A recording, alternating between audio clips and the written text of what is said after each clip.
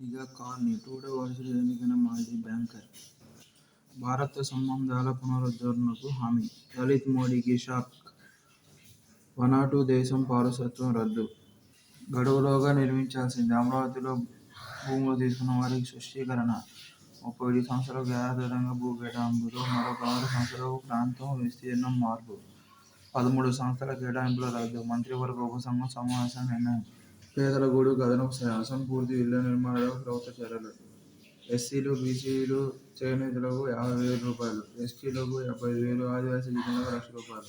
కూటమిలో నామినేషన్ల కోలాహలం. తెదేపా నుంచి గ్రీష్మ, రవిచంద్ర, బీటీ నాయుడు. భాజపా తరఫున సోము వీర్రాజు నామినేషన్ దాఖలు. నేడు పరిశీలన. 5 స్థానాలు ఏకగ్రీవం కూటమికి. ప్రణయ్ హత్య కేసులో సంచలన తీర్పు. ఒకరికి ఉరి శిక్ష, 6గురికి జీవిత ఖైదు. నాడు మిర్యాలగూడలో పరువు హత్య దేశవ్యాప్తంగా సంచలనం. జాతీయ విద్యావిధానంపై రగడ. తమిళనాడు రాజకీయంగా వెన్నెముక వేస్తుందన్న కేంద్ర మంత్రి. ప్రధాన వ్యాఖ్యలపై లోక్సభలో డీఎంకే అభ్యంతరం. తమ రాష్ట్రంలో త్రిభాషా సూత్రం చెల్లదని స్పష్టీకరణ. మంత్రి నోటిని అదుపులో పెట్టుకోవాలన్న స్టాలిన్. ఒక జాతి ప్రజల సంస్కృతికి, తరాల విజ్ఞానానికి చిరునామా జానపద సాహిత్యం.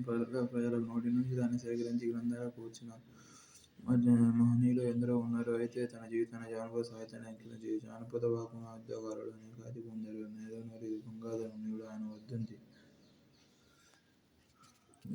ఆయన వచనంలో జవహర్లాల్ నెహ్రూ సమగ్ర చరిత్ర, బుర్రకథ లాల్ బహదూర్ శాస్త్రి చరిత్రను నేదునూరి రాశారు. చైనా దురాక్రమణ అనే బుర్రకథ రచించారు.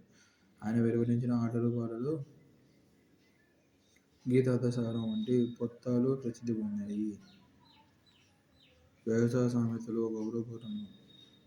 5,010 వేమన పద్యాలను సేకరించి అద్దెపల్లి వారితో గుర్తింపు చేశారు. నేటి నుంచి ఆల్ ఇంగ్లాండ్ బ్యాడ్మింటన్ టైటిల్ చిక్కేనా? 112కి ఫోన్ చేస్తే 112కి ఫోన్ చేసి 15 నిమిషాల్లో శక్తి టీం. హోంమంత్రి అనిత. నక్కపల్లిలో డ్రోన్లు ప్రారంభిస్తున్న మంత్రి అనిత. చిత్రంలో డీఐజీ గోపీనాథ్ జెట్టి తదితరులు. మహిళా రుణగ్రహీతల్లో ఏపీ మేటి 41% వాటాతో దేశవ్యాప్తంగా మన రాష్ట్రానికి రెండో స్థానం. 44వ శాతంతో మొదటి స్థానంలో తమిళనాడు. 2023-24లో భారతదేశ ఆర్థిక వృద్ధిలో మహిళల పాత్రపై నీతి ఆయోగ్ నివేదిక. గత ఏడాది డిసెంబర్ నాటికి 30% మందికి మహిళలకు రుణాలు. అత్యధిక మహిళా రుణాలు దక్షిణాది రాష్ట్రాల్లోనే. గత 5 ఏళ్లలో ఏపీలో సగటు వార్షిక వృద్ధి 13%. 2023-24లో రాష్ట్రంలో మహిళలు నిర్వహిస్తున్న ఎంఎస్ఎంఈలు 8.12 లక్షలు. అప్పట్లో మహిళా ఆర్థిక స్వావలంబనకు గత ప్రభుత్వ చర్యలే కారణం. నవభారత ప్రణాళిక. విద్యను రాష్ట్ర జాబితాలో చేర్చాలి. పన్నుల వాటా 60%కి పెంచాలి. సహజ వనరులపై హక్కు. విద్యుత్తు, హైడ్రోజన్ ఫ్యూయల్ సెల్స్తో నడిచే వ్యక్తిగత రవాణా మండల వాడకాన్ని ప్రోత్సహించాలి. వీటిపై పన్నులు ఎత్తివేయడం, వాడుతున్నందుకు ప్రోత్సాహక ఆదాయాన్ని అందించడం చేయాలి. గంగా పరివాహక ప్రాంతాన్ని మినహా మిగిలిన చోట్ల బొగ్గు, ఇనుము, అల్యూమినియం, రాగి, జింక్, నికెల్ వంటి ఖనిజాలు పోలేలున్నాయి. ఈ ప్రకృతి వనరులపై సహజంగానే ఆయా ప్రాంతాల్లో ఉండే ప్రజలకు హక్కు ఉంటుంది. కాబట్టి ఖనిజ అన్వేషణ, వెలికితీత హక్కుల ఆదాయం కూడా ఆయా రాష్ట్రాలకు చెందాలి. బలూచిస్తాన్ ఎందుకు భగ్గుమంటుందంటే బలూచిస్తాన్ లిబరేషన్ ఆర్మీ మొన్నటి ఆగస్టులో చేసిన దాడులకు మరొక ప్రాధాన్యం ఉంది. అది భక్తీ తెగ. ప్రముఖుడు అక్బర్ ఖాన్ భక్తీ 18వ వసంతి పర్వేజ్ ముషర్రఫ్ ఆదేశాల మేరకు ప్రయోగించిన క్షిపణి దాడిలో రహస్య సావడంలోనే భుక్తి మరణించాడు. నిజానికి ఆయన మొదట పాకిస్థాన్ ఫెడరల్ ప్రభుత్వంలో మంత్రి, బలూచిస్తాన్ ప్రాంత గవర్నర్గా కూడా పనిచేశాడు. తర్వాత బలూచీల సాయుధ తిరుగుబాటులో భాగస్వామి అయ్యాడు. జుల్ఫికర్ అలీ భుట్టో ఉరి తీత ఎంత తప్పిదమో భుక్తిని హతమార్చడం కూడా అంతే తప్పిదమని విశ్లేషకులు భావిస్తూ ఉంటారు. భుక్తిని చంపిన బలూచిస్తాన్ ఉద్యమానికి అమరత్వాన్ని ఆపాదించింది. 1970లో బలూచిస్తాన్ లిబరేషన్ ఆర్మీ ఆవిర్భవించినప్పటికీ దూకుడు పెంచినది మాత్రం ఆయన మరణం తర్వాతే. ఆ నేపథ్యంలో బలూచిస్తాన్ ఉద్యమకారులు భారత్ వైపు ఆశగా చూడటం ఒక పరిణామం. వారి ప్రదర్శనలో భారత్ అనుకూల ప్రతికరణలు ప్రదర్శించడం సాధారణమైంది. పాక్ ప్రస్తుత పరిస్థితులను బట్టి ఆ తొంటరి పిల్లాడికి బుద్ధి చెప్పాల్సిన బాధ్యత, హక్కు భారత్కు ఉన్నాయని లండన్ కేంద్రంగా పనిచేసిన బలూచిస్తాన్ విముక్తి పోరాట సంస్థ కార్యకర్త ఒకరు అభిప్రాయపడటం విశేషం. సుప్రీంకోర్టు జడ్జిగా బాగ్చి నియామకం. ఇంగ్లాండ్ తీరంలో 2 నౌకలు ఢీ. నౌకల్లో మంటలు, పేలుళ్లు. మొత్తం 37 మంది సిబ్బంది సురక్షితం తెలిపిన స్థానిక ప్రజాప్రతినిధి. ఇంగ్లాండ్ తూర్పు తీరంలో ఆయిల్ ట్యాంకర్ సరుకు నౌక ఢీకొన్న ఘటన 2 ఓడలకు మంటలు అంటుకున్నాయి.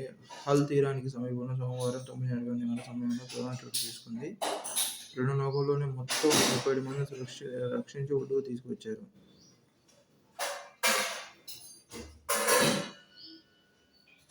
అమెరికాకు చెందిన ఎంవీ స్టెనా ఇమాక్యులేట్ పేరున్న ఆయిల్ ట్యాంకర్ గ్రీమ్స్బీ పోర్టులో లంగరేసి ఉంది. అదే సమయంలో స్కాట్లాండ్ నుంచి నెదర్లాండ్స్లోని పోర్టర్ డ్యామ్ వైపు వెళ్తున్న పోర్చుగల్ సరుకు నౌక సోలోంగ్ దానిని ఢీకొట్టింది.